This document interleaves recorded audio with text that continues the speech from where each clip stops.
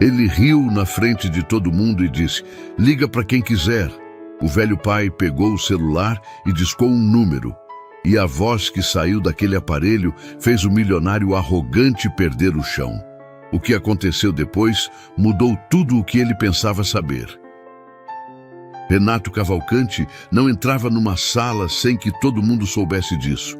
Não era arrogância barata, não era pose de novato querendo aparecer. Era algo construído ao longo de anos, tijolo por tijolo, contrato por contrato, até virar uma segunda pele. Ele entrava e o ambiente mudava. As conversas abaixavam, os ombros endireitavam, os olhares seguiam. Era o tipo de presença que não precisava anunciar nada, porque já dizia tudo antes de abrir a boca. Naquela manhã, a sala de reuniões do 18º andar da Cavalcante Incorporações estava cheia do jeito que Renato gostava.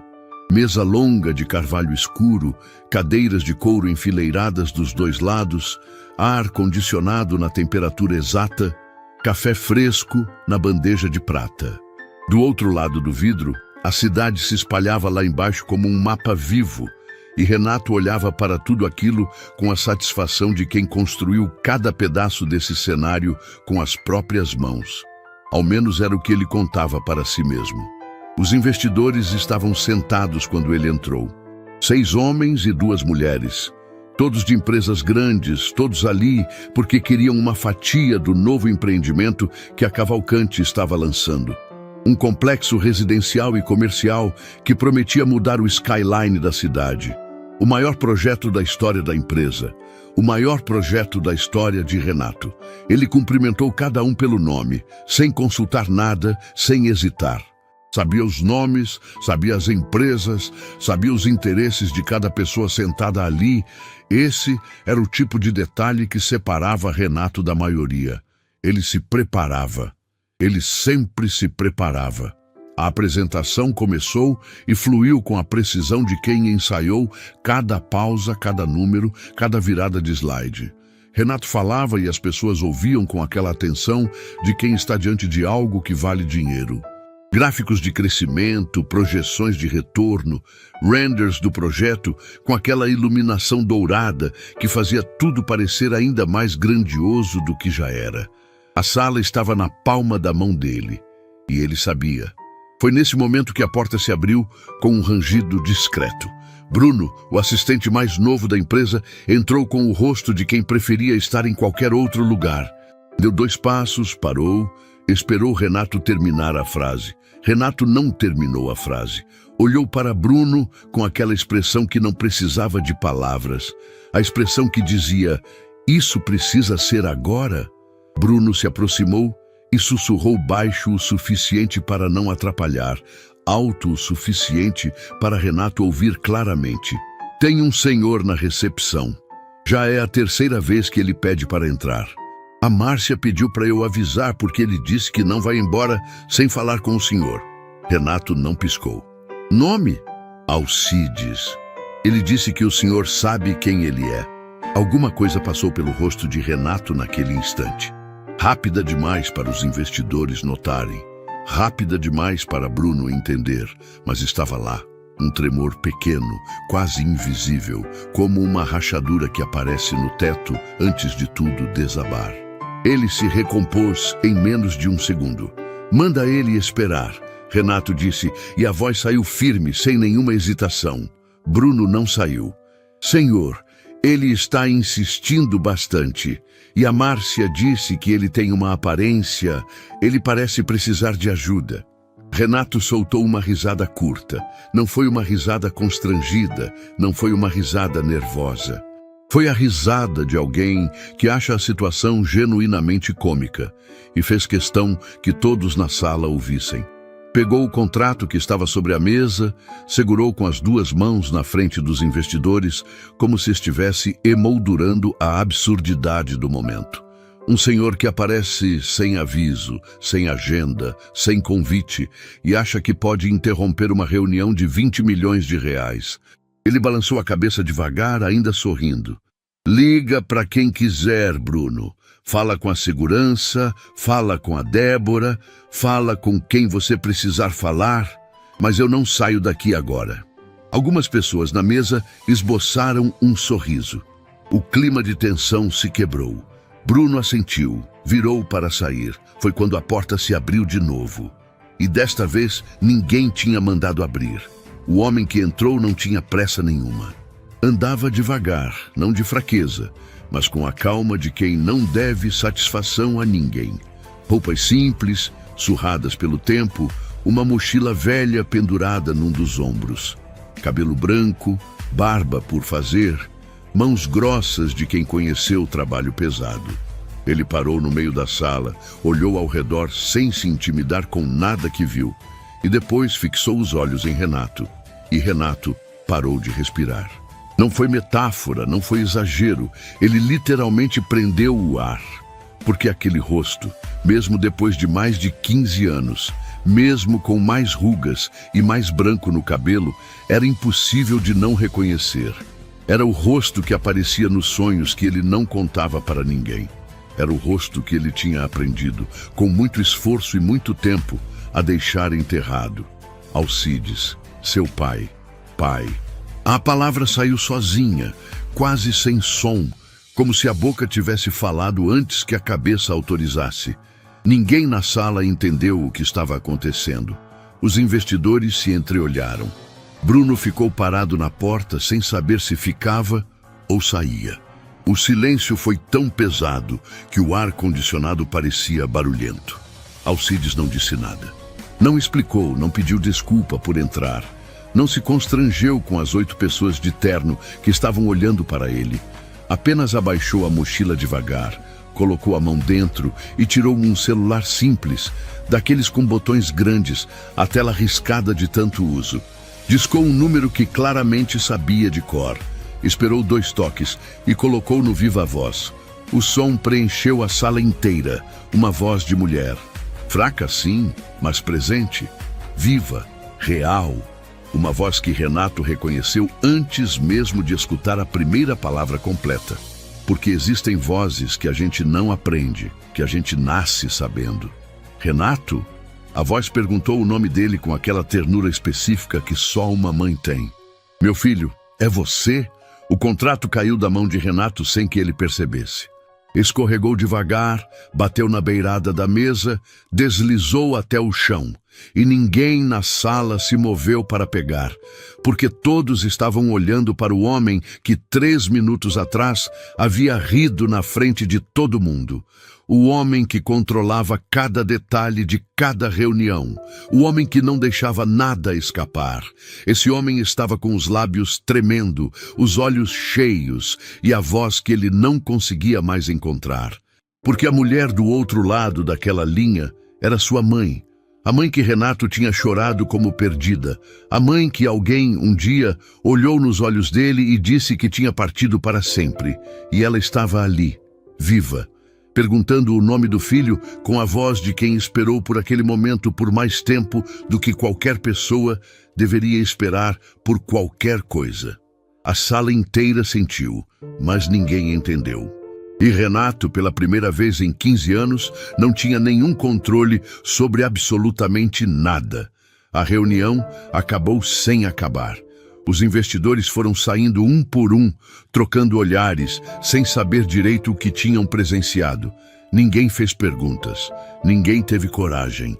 Bruno recolheu os materiais da mesa em silêncio, pegou o contrato do chão com cuidado, como se fosse algo frágil, e saiu fechando a porta devagar. Débora ficou parada encostada na parede do fundo da sala, os braços cruzados, o rosto neutro demais para ser inocente. Renato não se mexeu por um tempo. Ficou de pé, de costas para a janela, olhando para o pai como se estivesse tentando confirmar com os próprios olhos que aquilo era real. Alcides continuou em pé no meio da sala, sem pressa, sem ansiedade, com a mochila velha de volta no ombro e o celular guardado no bolso. A ligação tinha encerrado, a voz tinha sumido, mas o que ela deixou no ar não ia a lugar nenhum tão cedo. Todo mundo pode sair, Renato disse, e a voz saiu rouca, diferente, como se ele tivesse voltado de algum lugar distante. Débora não saiu. Renato, os investidores precisam de um retorno ainda hoje sobre... Débora. Ele não levantou o tom. Não precisou. Sai. Ela saiu. E pela primeira vez em muito tempo, obedeceu sem contra-argumento. Pai e filho ficaram sozinhos na sala maior da empresa, com a cidade lá embaixo, indiferente, continuando a girar do jeito que sempre girou. Renato puxou uma cadeira e sentou. Não na cabeceira, onde sempre sentava. Sentou no meio, como qualquer pessoa. Alcides puxou a cadeira da frente e sentou também. Colocou a mochila no colo e esperou. Ela está viva, Renato disse. Não foi pergunta. Está, Alcides respondeu. Mora a 400 quilômetros daqui, num lugar pequeno, simples, mas está bem. Renato ficou olhando para as mãos. Aquelas mãos que assinavam contratos milionários, que apertavam as mãos dos homens mais poderosos da cidade, que construíram tudo que existia naquele andar. Estavam tremendo levemente, e ele não fazia nada para esconder. Quem me disse que ela tinha partido? Ele começou e parou, recomeçou. Eu fui informado, recebi a notícia, havia um documento, havia... Ele fechou os olhos por um segundo. Como ela está viva, pai? Alcides abriu a mochila. Tirou um envelope pardo, gasto nas bordas, do tipo que já foi aberto e fechado muitas vezes. Colocou sobre a mesa sem floreio nenhum. Tudo que você precisa entender está aqui dentro, ele disse. Mas antes de você abrir isso, eu preciso que você me ouça, porque tem coisa que documento nenhum explica. Renato olhou para o envelope, não estendeu a mão ainda. Fala, ele disse. Alcides respirou fundo. Tinha esperado por esse momento durante anos. Tinha ensaiado o que ia dizer em noites de insônia, em viagens longas, em silêncios que ninguém via. Mas agora que estava ali, as palavras saíram simples, sem ensaio, do jeito que a verdade costuma sair quando finalmente decide aparecer. Quando você tinha 23 anos e acabou de abrir a empresa, sua mãe ficou doente. Não foi grave no começo. Era uma condição que precisava de acompanhamento, de cuidado, de tempo. Ela não queria te preocupar. Você estava começando, estava com aquela energia que a gente só tem uma vez na vida. E ela dizia que não queria ser o peso que ia te puxar para baixo. Renato fechou os olhos. Lembrava daquela época. Lembrava da energia, do medo misturado com ambição, das noites sem dormir, planejando cada passo. Débora apareceu nesse período. Alcides continuou. Você lembra como ela entrou na sua vida? Ela era consultora. Você sabe disso. Era consultora. Alcides repetiu devagar. E em menos de um ano, virou sua sócia. E em 2 anos, era a pessoa mais próxima de você dentro da empresa. Ele pausou. Mais próxima do que eu. Mais próxima do que sua mãe. Renato abriu os olhos. O que você está dizendo? Estou dizendo que Débora conheceu sua mãe naquele período. Foram apresentadas por uma conhecida em comum. E sua mãe, que era uma mulher aberta, que confiava nas pessoas com uma facilidade que às vezes assustava, deixou essa mulher entrar. Alcides olhou direto para o filho. Débora foi a pessoa que chegou até você com a notícia de que sua mãe tinha partido. A sala ficou em silêncio absoluto. Renato se lembrava daquele dia com uma precisão cruel. Lembrava onde estava, o que vestia, o cheiro do café que esfriou na xícara enquanto ele ouvia. Lembrava da voz de Débora, firme, cuidadosa, com aquela expressão de quem estava cumprindo uma obrigação difícil. Lembrava de ter agradecido a ela por ser forte quando ele não conseguia ser. Lembrava de ter chorado no banheiro da empresa por 40 minutos e de ter voltado para a mesa como se nada tivesse acontecido, porque era isso que ele sabia fazer. Ela mentiu para mim, ele disse, não como acusação ainda, como alguém que está testando o peso de uma frase antes de acreditar nela. Ela mentiu para você. Alcides confirmou, sem drama, sem ódio na voz, com a tristeza seca de quem carrega uma verdade pesada há tempo demais. Sua mãe não partiu, sua mãe foi afastada, com uma história que foi construída com cuidado, com documentos que pareciam reais, com detalhes que faziam tudo soar verdadeiro demais para ser questionado. Por quê? A palavra saiu pequena, quase infantil. Alcides abriu as mãos em cima da mesa, porque naquela época sua mãe tinha começado a perceber algumas coisas sobre os negócios que Débora estava estruturando junto com você. Coisas que não fechavam. Sua mãe não entendia de empresa, mas entendia de gente, e ela estava desconfiada. Renato se levantou. Não conseguia ficar sentado. Foi até a janela, ficou de costas para o pai, olhando para a cidade lá embaixo. O mesmo cenário de sempre, o mesmo skyline que ele conhecia de cor. Mas algo naquele vidro estava devolvendo um reflexo diferente. Eu tentei chegar até você, Alcides disse para as costas do filho. Muitas vezes. Escrevi, liguei, mandei recado por gente de confiança. Durante anos, Renato, não foram uma ou duas tentativas. Foram muitas. Eu nunca recebi nada. Eu sei, porque eu também fui bloqueado. A voz do pai ficou mais baixa, mas não fraquejou. Cada mensagem que eu mandei foi interceptada. Cada ligação que eu fiz para os números da empresa foi encaminhada para alguém que dizia que você não queria contato. Chegaram a me dizer numa ocasião que você mesmo tinha pedido para não ser incomodado por mim. Renato virou para o pai. Eu nunca pedi isso. Eu sei, Alcides disse simplesmente. Eu sei que você não pediu, mas na época eu não tinha como provar. E tem uma coisa que destrói a gente mais do que qualquer briga, mais do que qualquer discussão. É o silêncio. É achar que a pessoa que você ama escolheu ficar longe. Renato voltou para a cadeira.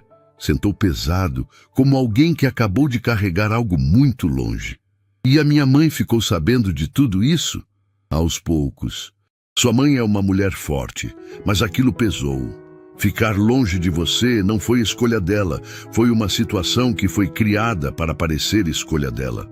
Quando ela entendeu o tamanho do que tinha acontecido, já tinham se passado anos, e ela tinha medo. Alcides parou. Medo de chegar até você, depois de tanto tempo, e você não acreditar.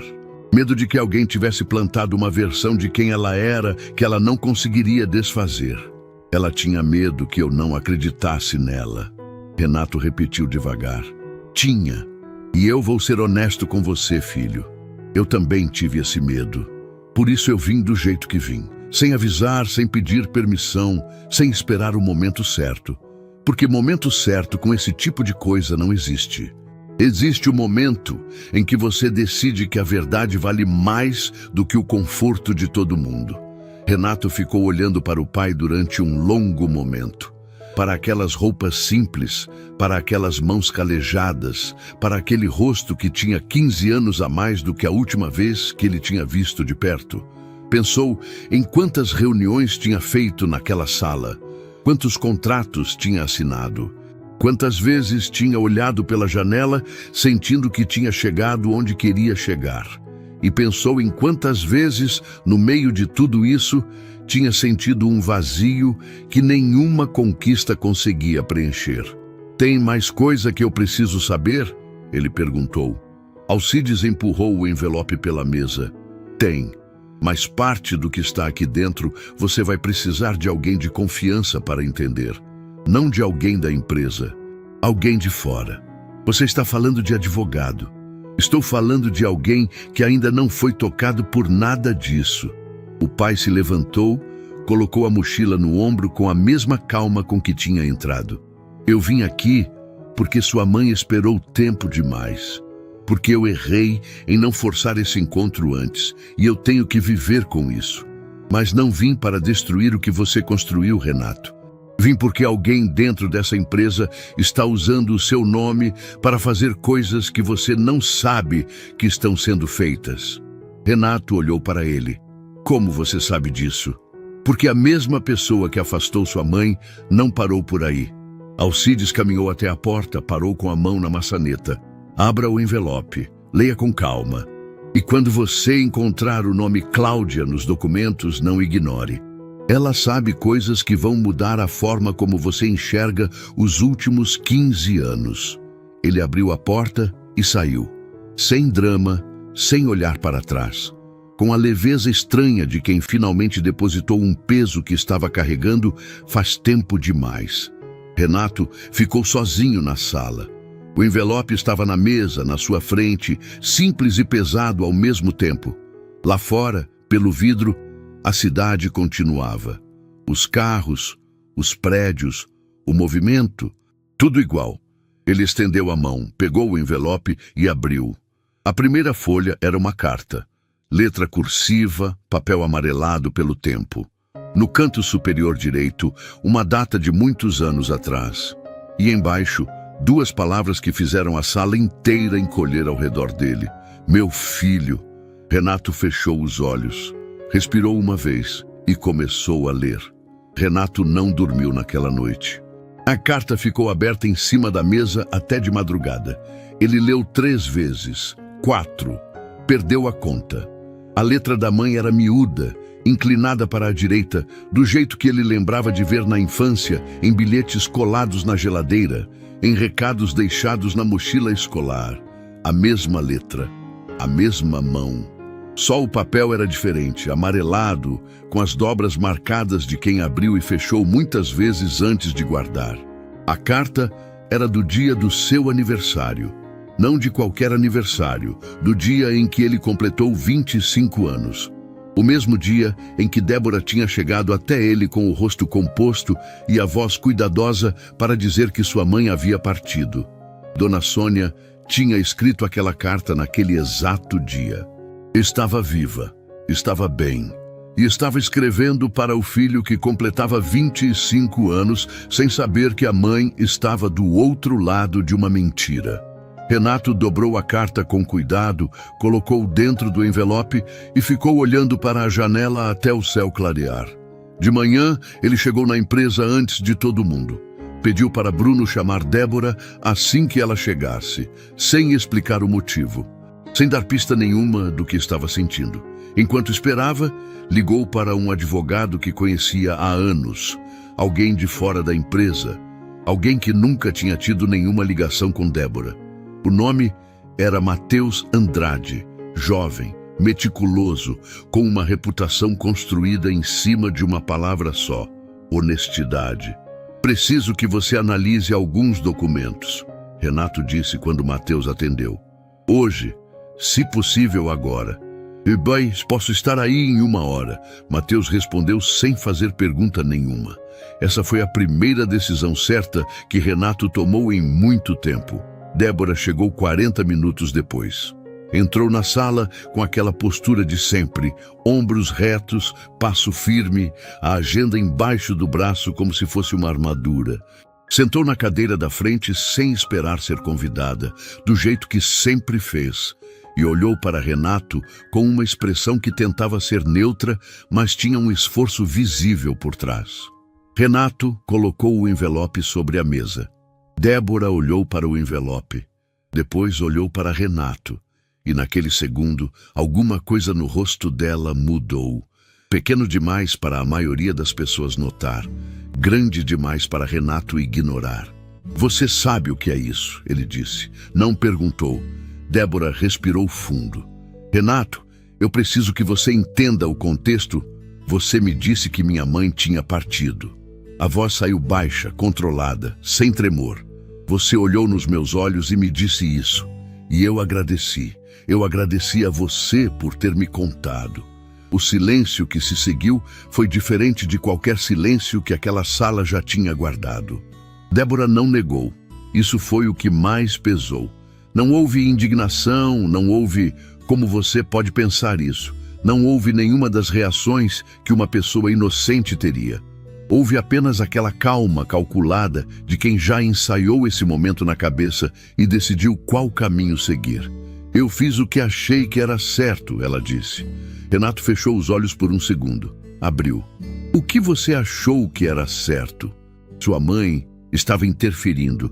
Ela tinha começado a questionar decisões, a fazer perguntas para pessoas erradas, a criar um clima de desconfiança num momento em que a empresa precisava de estabilidade.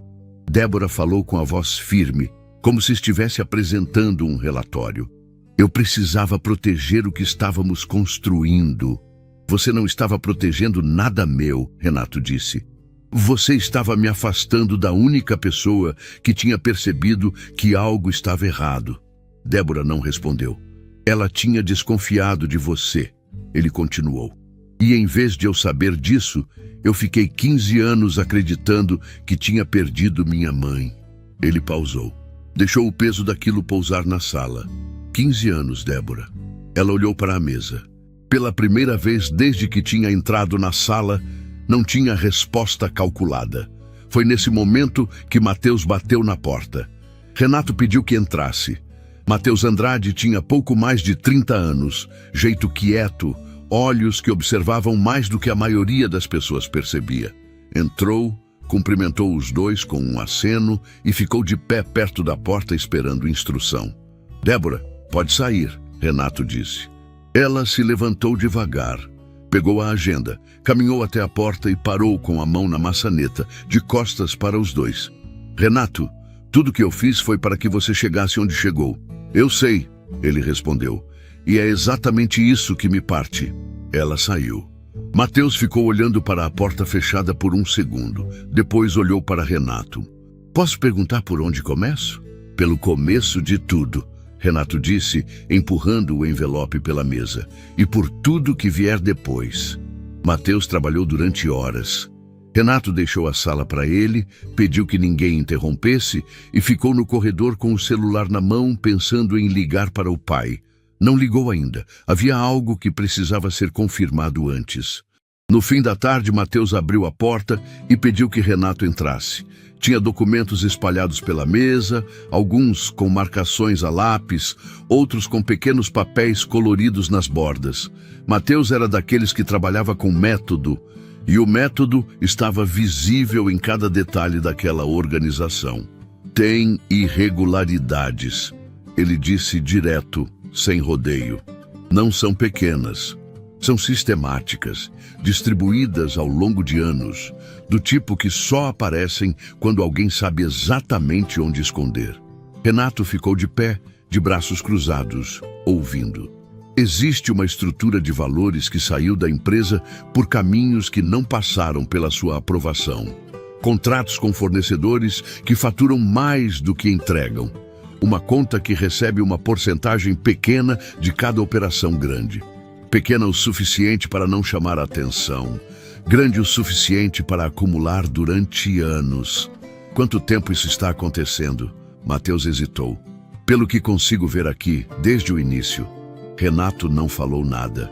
Ficou olhando para os documentos espalhados na mesa que tinha sido do avô, que ele trouxe do interior quando montou o primeiro escritório, que tinha carregado para cada sede nova da empresa, porque sentia que precisava de algo que fosse só dele naquele ambiente.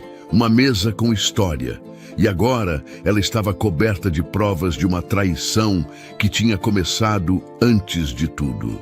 Tem mais, Matheus disse, com o cuidado de quem sabe que a próxima frase vai doer. Tem um nome aqui nos registros mais antigos. Uma mulher que assinou como testemunha em 2 dos contratos originais. O nome é Cláudia Ferraz. Renato levantou os olhos. Não sei quem ela é ainda, Matheus continuou, mas o nome aparece num período muito específico, justamente quando as primeiras movimentações irregulares começaram. Pode ser coincidência, pode não ser. Não é coincidência, Renato disse, e foi até a janela. Lá fora, o sol estava descendo atrás dos prédios, tingindo a cidade de laranja e cinza. Aquele prédio que aparecia no horizonte, o mais alto da região, era o primeiro grande empreendimento que a Cavalcante tinha lançado. Renato lembrava da inauguração, lembrava do discurso que fez, lembrava da sensação de que tinha chegado. Pensou na mãe assistindo aquilo tudo de longe, talvez pela televisão, talvez por fotos de jornal, acompanhando o filho crescer sem que o filho soubesse que ela estava ali. Cláudia Ferraz era amiga da minha mãe, ele disse, sem virar. E se o nome dela está nesses documentos, significa que ela viu coisas que ninguém mais viu. Virou para Matheus. Preciso que você a encontre. Matheus anotou sem perguntar mais nada. Renato olhou de volta para a janela. para o prédio no horizonte, para a cidade que ele construiu em cima de uma história que tinha sido reescrita sem a sua permissão. O contrato que tinha caído no chão no dia anterior ainda estava sobre a mesa lateral, recolhido por Bruno, dobrado com cuidado. Renato foi até lá, pegou, olhou para as páginas por um momento e colocou na gaveta. Não era hora de assinar nada. Era hora de entender o que tinha sido construído, tijolo por tijolo, em cima de quê? Mateus levou 3 dias para encontrar Cláudia Ferraz. Não foi fácil. O nome era simples, sem registro em redes sociais, sem endereço atualizado nos sistemas que ele consultou. Era o tipo de pessoa que vive longe do barulho do mundo, não por descuido, mas por escolha. Alguém que em algum momento decidiu que ser encontrada facilmente não era uma vantagem. O endereço que Mateus conseguiu levou até uma cidade pequena, a pouco mais de 300 quilômetros da capital. Uma daquelas cidades onde todo mundo se conhece, onde o padeiro sabe o nome dos filhos dos clientes, onde o tempo parece andar diferente. Mateus foi sozinho, de carro, numa manhã de céu aberto. A casa de Cláudia ficava numa rua sem saída, no final de um bairro residencial tranquilo. Muro baixo, jardim cuidado com aquele esmero de quem tem tempo e gosta de usá-lo bem. Uma roseira na entrada, um banco de madeira na varanda. Mateus parou o carro, ficou um segundo olhando para aquela cena e sentiu algo que não esperava sentir. A sensação de que aquela mulher estava esperando. Ele bateu no portão, esperou. Cláudia Ferraz tinha os cabelos completamente brancos, cortados curtos, e um jeito de se mover que não tinha pressa nenhuma. Abriu o portão, olhou para Mateus com olhos que avaliavam sem hostilidade e disse antes que ele falasse qualquer coisa: "Eu sabia que alguém ia aparecer um dia, só não sabia quando." Mateus ficou parado por um segundo. "A senhora me conhece?" "Não," ela respondeu simplesmente. "Mas conheço o assunto que te trouxe até aqui." Abriu o portão mais largo. "Entra, o café ainda está quente." Sentaram na varanda com a roseira de um lado e a rua quieta do outro. Cláudia serviu o café sem cerimônia e ficou olhando para o jardim por um momento antes de começar a falar, como alguém que organiza os pensamentos antes de abrir uma gaveta que ficou fechada por muito tempo. "Eu conheci Sônia numa época em que as duas éramos jovens e achávamos que as pessoas eram mais simples do que são." Ela começou. "A gente se tornou amiga da forma que a amizade de verdade acontece, sem forçar, sem esforço, do tipo que dura." "A senhora conheceu Renato também?" "Conheci quando ele ainda era menino. Vinha na nossa casa, comia o que tinha, dormia no sofá quando ficava tarde. Era um daqueles meninos que já tinha uma seriedade nos olhos que a maioria dos adultos não tem." Ela pausou. A Sônia tinha um orgulho daquele filho que ela mal conseguia esconder. Mateus colocou o café na mesa. "Cláudia, o nome da senhora aparece em documentos da empresa de Renato. Contratos do início da Cavalcante Incorporações. A senhora pode me explicar como chegou até esses documentos?" Cláudia respirou fundo. "Posso, porque eu assinei como testemunha, sem saber exatamente o que estava testemunhando." Olhou para Mateus direto. "Uma mulher chamada Débora me procurou. Disse que era sócia de Renato, que precisava de uma testemunha para formalidades de documentação, que era coisa simples, burocrática. Eu conhecia o nome de Renato, confiei que se era algo ligado a ele, estava tudo bem e assinei. Quando a senhora percebeu que não estava tudo bem, quando Sônia me ligou desesperada, algumas semanas depois, dizendo que havia documentos com irregularidades sendo registrados no nome da empresa do filho dela. Ela tinha conseguido ver alguns papéis por acaso, não me pergunta como, e o que ela viu a assustou." Cláudia levantou e disse: "Espera aqui." Voltou 3 minutos depois, carregando uma caixa de papelão fechada com fita adesiva amarelada pelo tempo. Colocou sobre a mesa da varanda com um cuidado que deixava claro que aquilo não era papelada qualquer. "Sônia me mandou isso para guardar. Disse que se alguma coisa acontecesse com ela, eu não entregasse para ninguém que não fosse o próprio Renato ou alguém de confiança dele. Empurrou a caixa em direção a Mateus. Acho que você é essa pessoa. Mateus abriu a caixa devagar. Dentro havia documentos, alguns em envelopes separados, outros soltos com clipes enferrujados. Havia também um maço de cartas amarradas com um barbante simples. Mateus contou rapidamente. Eram muitas, dezenas, cada uma com uma data no canto superior, distribuídas ao longo de anos. São cartas que Sônia escreveu para Renato, Cláudia disse sentando de volta. Ela escrevia e me mandava porque não tinha como enviar diretamente. Cada vez que tentava algum contato, era bloqueada. Então ela escrevia e guardava, como se um dia ele fosse ler. A voz de Cláudia ficou um pouco mais baixa. Eu acho que escrever era a forma dela de continuar sendo mãe mesmo sem que ele soubesse. Mateus ficou olhando para o maço de cartas sem falar nada por um momento. Tinha feito centenas de perícias em documentos ao longo da carreira. Tinha lido contratos que escondiam fortunas, depoimentos que mudavam histórias, relatórios que afundavam empresas. Mas aquele maço de cartas amarradas com um barbante simples era diferente de tudo que tinha segurado nas mãos, porque não tinha valor jurídico nenhum. E pesava mais do que qualquer coisa na caixa. Tem algo mais que a senhora precisa me contar? Ele perguntou. Cláudia olhou para o jardim. Tem uma coisa que eu guardei que vai doer mais do que o resto. Virou para ele. Numa das cartas, Sônia descreve o dia em que tentou ir pessoalmente até a empresa de Renato. Isso foi alguns anos depois do afastamento. Ela foi até a recepção, disse o nome dela, pediu para falar com o filho. Mateus esperou. A recepcionista foi verificar, voltou alguns minutos depois e disse que o senhor Renato havia pedido para informar que não tinha interesse em contato. Cláudia parou. Sônia descreveu o que sentiu naquele momento com uma clareza que machuca até hoje.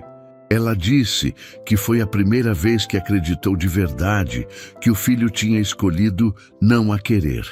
O silêncio na varanda foi pesado, mas ele nunca deu essa instrução. Mateus disse. Nunca, Cláudia confirmou. E ela não sabia disso. Voltou para casa achando que o filho tinha escolhido. Sacudiu levemente a cabeça. E mesmo assim, continuou escrevendo. Continuou mandando as cartas para mim. Continuou sendo mãe de um filho que ela achava que tinha aberto mão dela. Mateus fechou a caixa com cuidado. Ficou olhando para ela por um segundo antes de levantar. Posso levar isso? É para isso que está aqui, Cláudia disse. Mateus se levantou, pegou a caixa e estava caminhando até o portão quando Cláudia chamou de novo. Moço, ele parou. Quando você chegar até Renato, não resume, não explica. Deixa ele ler cada carta, cada uma, na ordem. Ela olhou para a caixa nas mãos de Mateus, com aquela expressão de quem está despedindo de algo que guardou com zelo por tempo demais. Porque não é sobre provar nada, é sobre ele entender que a mãe nunca parou. Mateus assentiu.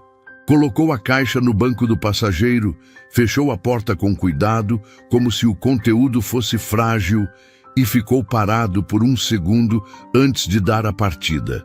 300 quilômetros de volta. A caixa no banco ao lado. E dentro dela, dezenas de cartas escritas por uma mãe para um filho que nunca recebeu nenhuma. Quando Renato abriu a porta do escritório e viu Mateus entrar com aquela caixa de papelão, não precisou de explicação nenhuma. Havia algo no jeito que Mateus carregava aquilo que dizia tudo antes de qualquer palavra. Renato colocou a caixa sobre a mesa, olhou para o barbante que amarrava as cartas e sentiu as mãos pesarem. Quantas são? Ele perguntou. Não contei, Mateus respondeu. Mas tem uma para cada aniversário seu e tem outras no meio. Renato desatou o barbante devagar. Pegou a primeira carta, olhou para a data. Era do ano em que ele tinha inaugurado o primeiro empreendimento da Cavalcante. O dia em que ele tinha discursado na frente de 200 pessoas, sentindo que tinha chegado onde queria. A letra da mãe estava ali, miúda, inclinada para a direita. Vi você no jornal hoje. Estava de terno, sorrindo daquele jeito que você sempre sorriu quando estava orgulhoso, mas tentava esconder. Fiquei olhando para a foto por um longo tempo. Você cresceu, meu filho, e eu não estava lá para ver. Renato parou de ler. Não porque não aguentava, mas porque precisava de um segundo para entender o tamanho do que estava segurando. Sua mãe tinha visto aquela foto, tinha reconhecido o sorriso dele. Tinha ficado olhando por um longo tempo, e ele, naquele mesmo dia, tinha chegado em casa, olhado para o teto no escuro e sentido aquele vazio que nenhuma conquista preenchia. Agora, ele sabia de onde vinha aquele vazio. Renato ficou com as cartas até tarde. Não leu todas de uma vez. Não conseguiu. Depois da terceira, precisou parar, levantar, andar pelo escritório vazio, porque ficar sentado com aquilo tudo era pesado demais. Voltava, pegava outra, lia, parava de novo. A noite foi assim, nesse ritmo quebrado de quem está recebendo algo grande demais para caber de uma vez só. Tinha a carta do dia em que ele assinou o primeiro contrato grande da Cavalcante. Tinha a carta do ano em que a empresa foi citada numa revista de negócios pela primeira vez. Tinha a carta de um ano em que aparentemente nada de especial tinha acontecido na empresa. Mas Sônia escrevia que havia sonhado com ele e acordado com saudade. Cada carta era uma prova de presença, de uma mãe que não tinha ido a lugar nenhum. A última carta da pilha era diferente das outras, mais curta. A letra um pouco menos firme, como se a mão tivesse cansado ou a emoção tivesse atrapalhado. Estava escrita há poucos meses. Alcides me disse que vai até você. Eu pedi que não fosse, fiquei com medo do que você ia pensar, do que ia sentir. Mas ele disse que já esperou tempo demais e que pai não desiste. Eu não dormi direito desde que ele saiu. Fico pensando se você vai atender, se vai ouvir, se vai acreditar. E fico pensando numa coisa que não consigo tirar da cabeça. Se você um dia ler isso, quero que saiba que eu nunca escolhi ficar longe. Nunca. Nem um dia. Renato dobrou a carta. Colocou junto com as outras. Amarrou o barbante no mesmo lugar onde estava antes. Ficou olhando para a caixa por um longo momento. Depois, pegou o celular e ligou para Mateus. Era quase meia-noite. Preciso do endereço, ele disse quando Mateus atendeu. Mateus não perguntou qual endereço. Te mando agora. Renato saiu antes do sol nascer. Não avisou ninguém na empresa. Não levou assessor, não levou motorista. Pegou o carro que ficava na garagem de casa, aquele que ele quase nunca usava, porque sempre havia alguém para dirigir. E foi sozinho. O celular ficou no banco do passageiro com a tela virada para baixo. Não queria falar com ninguém. Não queria pensar em investidores, em contratos, em Débora, em nada que tivesse CNPJ. 300 e poucos quilômetros de estrada com o sol nascendo pela janela do lado direito. Renato não ligou o rádio. Ficou com o silêncio mesmo, que era desconfortável no começo e foi ficando necessário com o tempo. Era o tipo de silêncio que a vida de Renato não tinha mais espaço para acomodar. E ele só percebeu isso agora, dirigindo sozinho numa estrada de interior com uma caixa de cartas no banco de trás. Chegou na cidade perto do meio da manhã. Era menor do que ele imaginou. Uma praça no centro com uma igreja de fachada antiga, comércio simples nas calçadas, gente andando sem pressa. Renato parou numa padaria para pegar o endereço certo no mapa e ficou um segundo olhando pela janela do carro para aquela movimentação tranquila. Pensou que a mãe andava por aquelas ruas. Fazia compras naqueles mercados. Conhecia as pessoas que passavam. Tinha construído uma vida inteira num lugar que ele nunca tinha visto. A rua era residencial, arborizada, com casas de tamanhos diferentes, mas todas com aquele cuidado de quem mora há tempo e tem orgulho do lugar. Renato foi diminuindo a velocidade sem perceber, como se o corpo estivesse adiando o que a cabeça já tinha decidido. A casa tinha o número que Mateus mandou. Portão de ferro simples, jardim pequeno na frente, uma mangueira velha no canto do quintal, com a sombra espalhando pelo chão. Uma cadeira de balanço na varanda, vazia. Renato parou o carro, desligou o motor, ficou parado. Não saiu por um tempo. Ficou com as mãos no volante, olhando para aquela casa como alguém que está do lado de fora, de algo que sempre foi seu, mas nunca soube. Pensou em tudo que ia dizer. Ensaiou frases, descartou todas. Não havia frase certa para aquele momento, nunca ia haver. Abriu a porta e saiu. O portão estava destrancado. Empurrou devagar, entrou no jardim e foi andando pelo caminho de pedras que levava até a varanda. Cada passo custava alguma coisa. Não era medo, era o peso de tudo que estava prestes a mudar. Antes de chegar na porta, ouviu um barulho dentro da casa. Passos. Depois, silêncio. Depois a porta se abrindo. Dona Sônia apareceu na soleira. Renato parou. Ela estava mais velha, claro que estava. 15 anos não passam sem deixar marca. O cabelo que ele lembrava escuro estava grisalho agora, preso atrás com um grampo simples. Ela usava um avental por cima da roupa, como se tivesse sido interrompida no meio de alguma coisa. As mãos estavam levemente úmidas, talvez de lavar louça, talvez de nervoso. Mas os olhos eram os mesmos, exatamente os mesmos. Ela olhou para ele durante um segundo inteiro sem falar, como se precisasse confirmar com os próprios olhos que era real, que ele estava ali, de pé, no jardim dela, depois de tudo. Renato! A voz saiu pequena. Não foi exclamação, não foi choro imediato. Foi só o nome dele, dito com uma ternura que ele não ouvia desde que era criança, e não sabia que sentia falta até ouvir de novo. Ele não conseguiu falar. Ficou parado no caminho de pedras, com 15 anos de distância entre os dois, e não achou nenhuma palavra que fosse suficiente. A garganta fechou, os olhos esquentaram. E Renato, que tinha aprendido a controlar cada reação, em cada reunião, de cada ano da vida adulta, não controlou nada. Sônia desceu o degrau da varanda, caminhou até ele. E quando chegou perto, não disse nada. Não perguntou nada, não explicou nada, só abriu os braços. E ele foi como filho, como criança.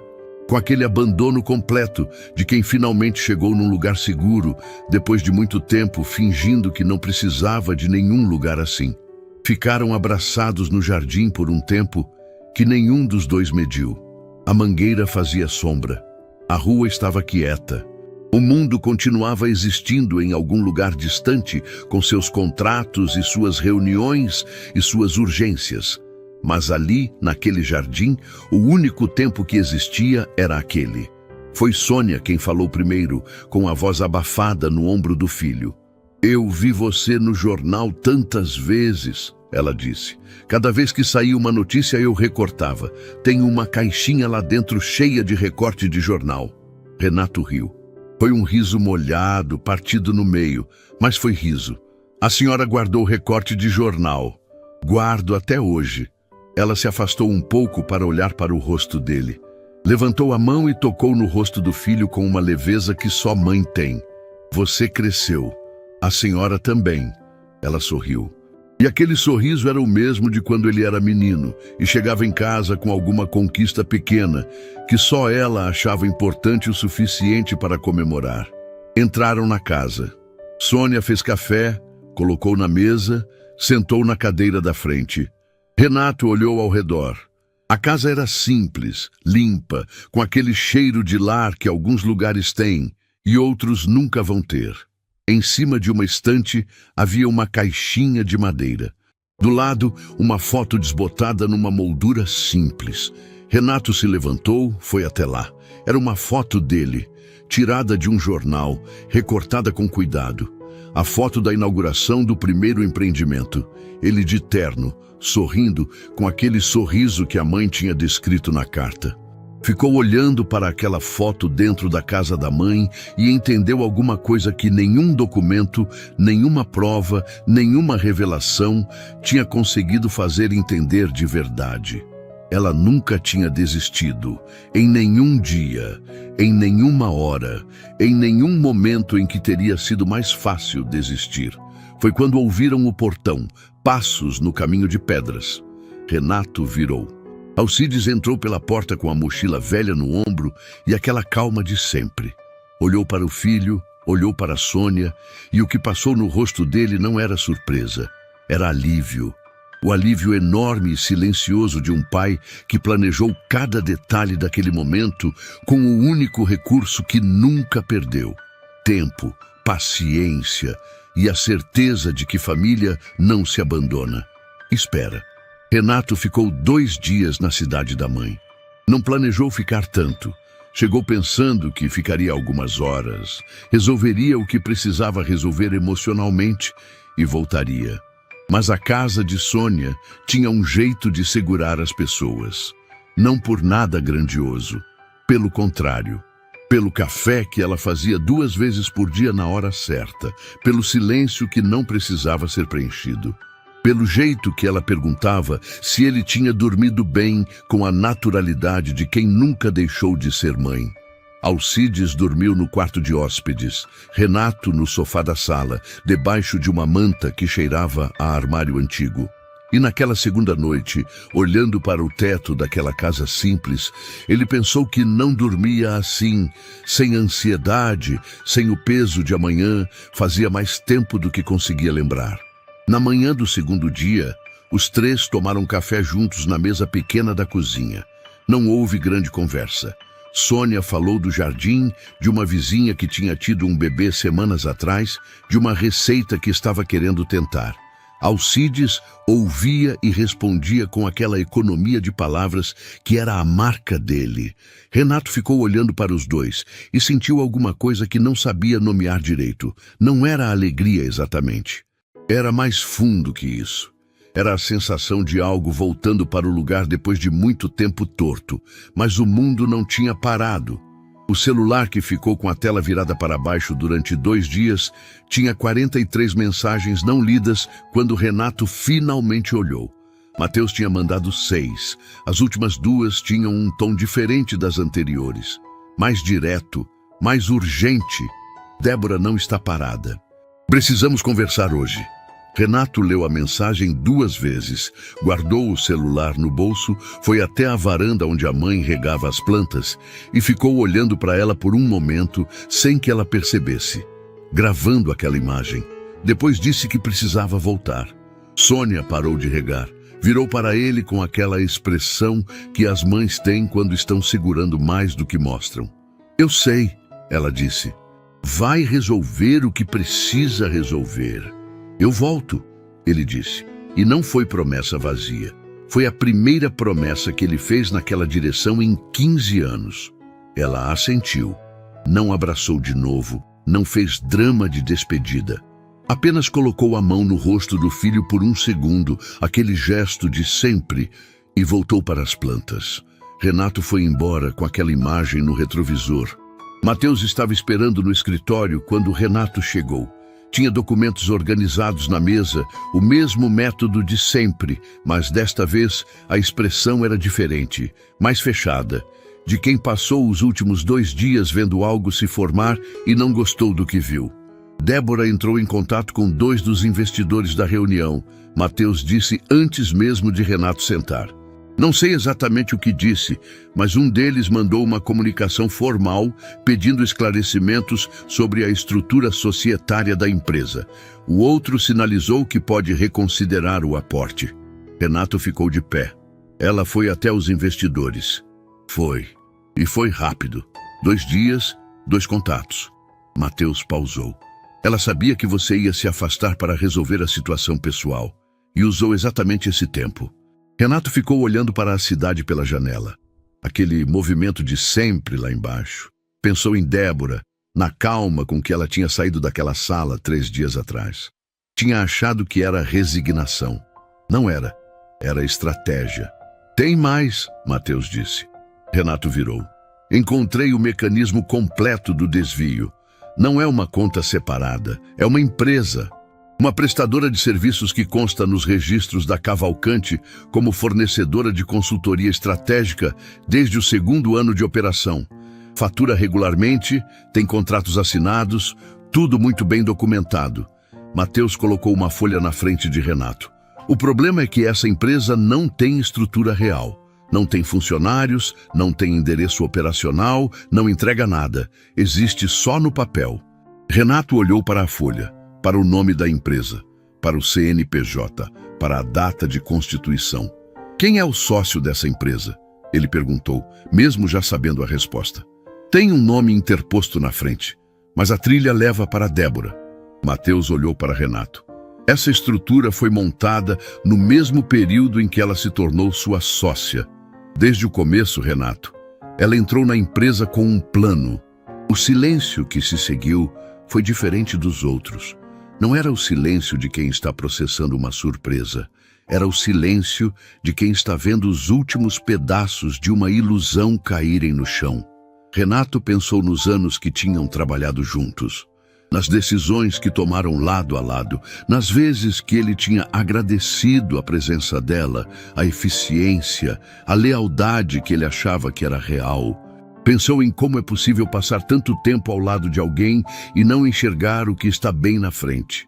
Convoca ela para amanhã, Renato disse. Aqui, com você presente. Débora chegou no horário. Pontual como sempre, postura como sempre, a mesma armadura de sempre. Mas quando entrou na sala e viu Mateus sentado ao lado de Renato com os documentos na mesa, alguma coisa no rosto dela mudou por uma fração de segundo. Pequena demais para ser chamada de reação, grande demais para ser ignorada. Sentou, cruzou as mãos sobre a mesa. Renato não enrolou. Empurrou a folha com o nome da empresa fantasma em direção a ela. Débora olhou para o papel. Ficou olhando por alguns segundos. Depois olhou para Renato. Eu quero que você entenda que nunca foi sobre te prejudicar, ela disse. Eu sei, Renato respondeu. Foi sobre te beneficiar, que é diferente, mas não é melhor. Ela abriu a boca, fechou. Você foi até os investidores, ele continuou. 2 dias. Você sabia que eu ia sair e usou esse tempo. Eu precisava proteger minha posição. Sua posição. Renato falou a palavra devagar. Você passou 15 anos construindo uma posição dentro da minha empresa, usando dinheiro que não era seu e informações que não eram suas. Afastou minha mãe porque ela tinha percebido. Bloqueou meu pai porque ele sabia. E quando tudo começou a desmoronar, foi até os investidores para garantir que você ainda tivesse alguma carta na manga. Débora ficou em silêncio. Foi Mateus quem falou. Temos documentação suficiente para um processo formal de apuração. Movimentações, contratos, a estrutura da empresa interposta, o histórico de bloqueios de comunicação. Ele pausou. A decisão de como isso vai ser conduzido é do Renato. Débora olhou para Renato. E pela primeira vez em todo aquele tempo, o que havia nos olhos dela não era cálculo. Era algo mais parecido com o peso de quem carregou uma construção grande demais, por tempo demais, e finalmente não tem mais força para sustentar. O que você quer? Ela perguntou. Quero que você assine o afastamento formal, Renato disse. Quero que a estrutura da empresa fornecedora seja desfeita com auditoria completa. E quero que os investidores recebam a versão correta do que aconteceu. Ele pausou. Sem escândalo, sem exposição pública, mas com a verdade. Débora ficou olhando para ele por um longo momento. Por que sem escândalo? Ela perguntou, genuinamente sem entender. Renato pensou na mãe na varanda regando as plantas.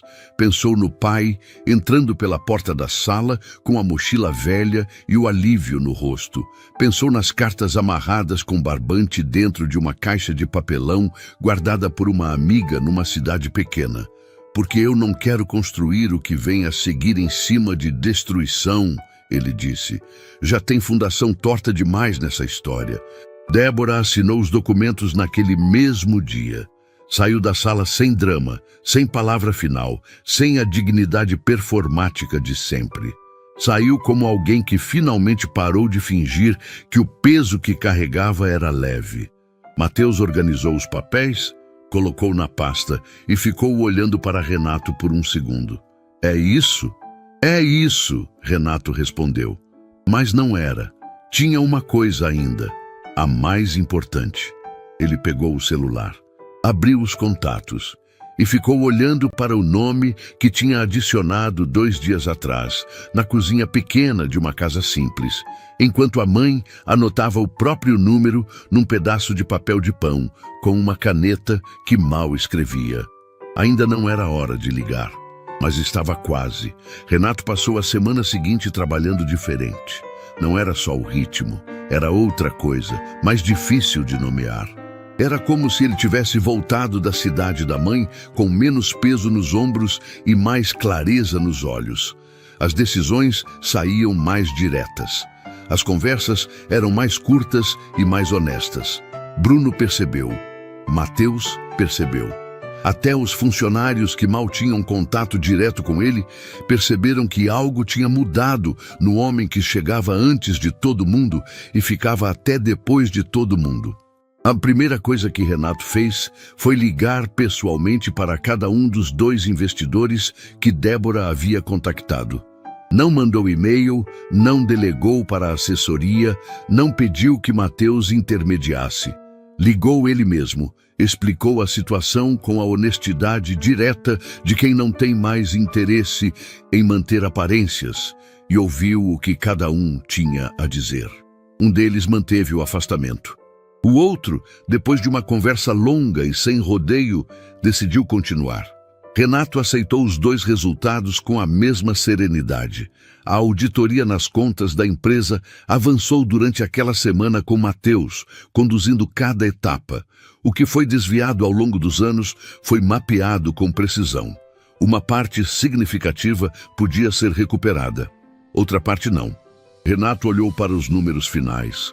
Ficou em silêncio por um momento e disse apenas: começa a regularização, sem lamento, sem raiva, com a disposição de quem entendeu que consertar custa e que o custo vale mais do que continuar torto. Numa tarde daquela semana, entre uma reunião e outra, Mateus entrou na sala com um envelope fino. Encontrei mais uma coisa que você precisa saber, ele disse, com aquele cuidado de sempre quando o assunto era delicado. Renato abriu o envelope. Era um registro. Uma anotação administrativa antiga da recepção da empresa, do tipo que ficava arquivado em papel antes de tudo ser digitalizado. Uma visita não recebida. Nome da visitante: Sônia Cavalcante. Data: alguns anos após o afastamento. Observação escrita à mão por uma recepcionista que provavelmente nem trabalhava mais ali. Visitante informada de que não há interesse em atendimento. Retirou-se sem incidente. Renato ficou olhando para aquela linha por um tempo longo. Sua mãe tinha ido até ali.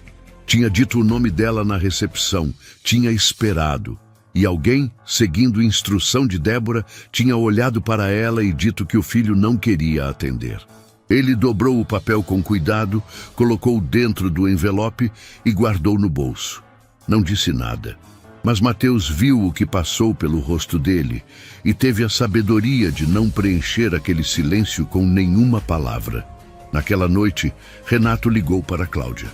Ela atendeu no segundo toque, como se não fosse surpresa nenhuma. Ele agradeceu. Não com discurso, não com elaboração. Agradeceu do jeito simples, direto, de quem sabe que algumas dívidas não se pagam, mas se reconhecem. Cláudia ouviu, ficou quieta por um segundo e disse: cuida dela, é tudo que eu queria. Renato prometeu que sim. E desta vez a promessa não precisava de testemunha. A reunião aconteceu numa sexta-feira de manhã. Renato convocou toda a equipe, não só os gestores, não só os sócios remanescentes, todo mundo. Os da operação, os do administrativo, os estagiários que mal conheciam o nome dele. A sala maior da empresa ficou cheia de um jeito diferente do que estava acostumada. Sem apresentação de slides, sem mesa de negociação, sem café na bandeja de prata. Renato ficou de pé na frente de todos e começou a falar. Contou sobre o pai, sobre a chegada inesperada naquela sala algumas semanas atrás, sobre o homem de roupas surradas que entrou sem pedir licença e mudou tudo com uma ligação. Contou sobre a mãe, sobre os 15 anos, sobre as cartas que nunca chegaram e sobre a caixa de papelão guardada por uma amiga numa cidade pequena. Não contou tudo, não precisava. Contou o suficiente para que cada pessoa naquela sala entendesse o que estava ouvindo, que o homem à frente deles tinha construído uma empresa enorme em cima de uma dor que nunca tinha sido resolvida e que ia reconstruir essa empresa agora em cima de algo mais sólido do que dinheiro, mais duradouro do que contrato, mais verdadeiro do que qualquer projeção de crescimento numa tela de apresentação. Quando Renato terminou de falar, a sala estava em silêncio. Então alguém começou a bater palma, depois outro. Não foi aquela salva de palmas de evento corporativo, ensaiada e vazia. Foi o tipo de aplauso que começa devagar, porque as pessoas precisam de um segundo para entender o que estão sentindo antes de reagir. Renato levantou a mão, pedindo silêncio. Tinha mais uma coisa. Tem duas pessoas que eu quero apresentar a vocês. Alcides entrou primeiro pela porta lateral. Vinha com a mesma mochila velha, a mesma roupa simples, aquele mesmo passo sem pressa.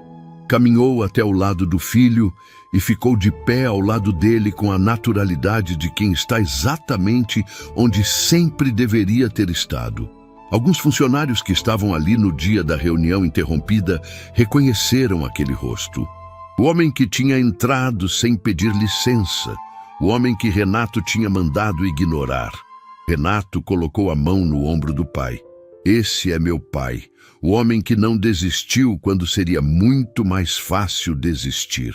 Alcides não disse nada. Não precisava. Ficou olhando para aquela sala cheia de gente com os olhos brilhando e a compostura intacta de sempre. Mas quem olhava de perto via tudo. Depois, Sônia entrou. Vinha devagar, com aquele jeito dela de não ter pressa, o cabelo grisalho preso, as mãos juntas na frente.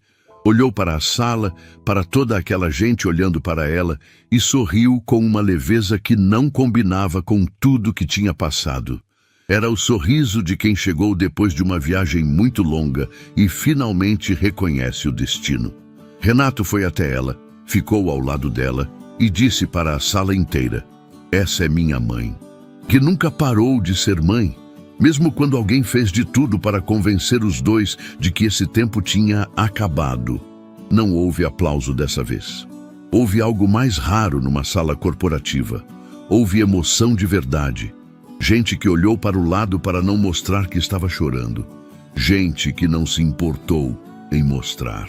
Mais tarde, quando a sala tinha esvaziado e restavam só os três, Renato foi até a janela. O mesmo lugar de sempre, a mesma cidade lá embaixo. Mas o homem que estava olhando para ela era diferente do que ocupava aquele mesmo espaço semanas atrás. Alcides ficou sentado numa cadeira, quieto, a mochila no colo. Sônia caminhou até o lado do filho e ficou olhando para a cidade com ele. Não disse nada. Só ficou ali, ombro a ombro, como se aquele gesto simples fosse capaz de cobrir 15 anos de distância. E de alguma forma era. Renato tirou o celular do bolso, abriu os contatos, ficou olhando para o nome que tinha adicionado na cozinha pequena daquela casa simples, escrito com a letra dele numa agenda de papel antes de ser passado para o celular. Um nome que por 15 anos ele acreditou que não podia mais chamar. Olhou para a mãe ao lado dele. Ela estava olhando para a cidade, sem perceber o que ele estava prestes a fazer. Renato discou, esperou, 2 toques, 3. Do outro lado, uma voz atendeu. Era Cláudia. Liguei para agradecer de novo, ele disse. E para falar que ela está aqui. Ouviu a voz de Cláudia partir do outro lado da linha. Uma risada molhada, daquelas que acontecem quando a emoção e o alívio chegam juntos e não cabe em nenhum dos dois separado. Renato desligou, guardou o celular no bolso e ficou ali, entre o pai sentado em silêncio e a mãe de pé ao lado, olhando para a cidade que tinha construído, pensando que demorou demais para entender uma coisa que estava ali desde o começo, esperando. Que o maior patrimônio que um homem pode ter não aparece em nenhum balanço. Não tem CNPJ, não tem contrato, não precisa de assinatura, não cresce com juros e não se perde em auditoria. É o tipo de coisa que uma mochila velha carrega melhor do que qualquer maleta de executivo. E que um pai com roupas surradas pode entregar de volta ao filho mais rico do que qualquer herança que o mundo conhece.